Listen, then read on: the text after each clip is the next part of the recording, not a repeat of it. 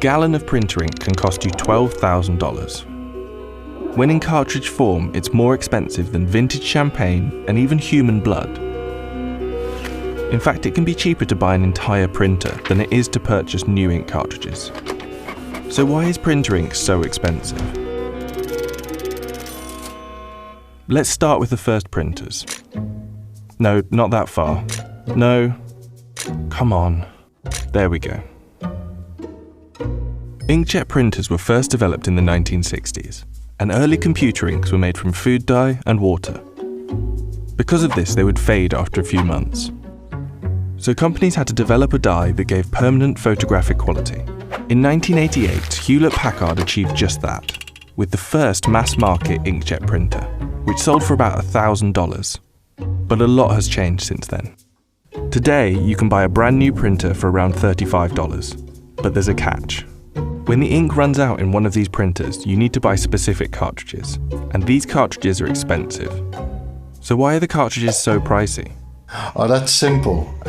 Greed and an outdated razor and blades model. This is David Connett.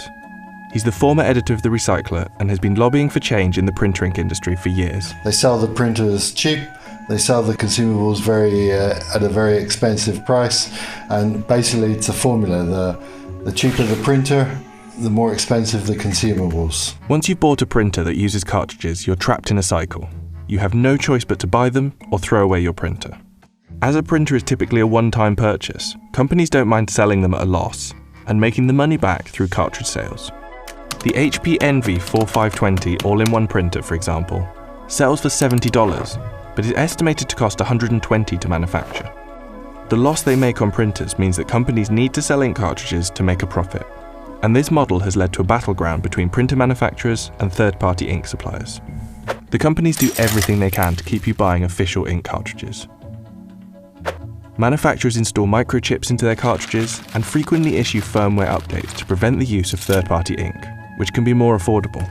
Last year, almost 900 firmware upgrades were issued by just 9 printer manufacturers. So that's almost 3 a day. I mean, that's just like either absolute incompetence because you've got to do it so much, or it is a definite stealth tactic to control the market. Printer companies attribute the high costs to the research and development that goes into perfecting printer ink.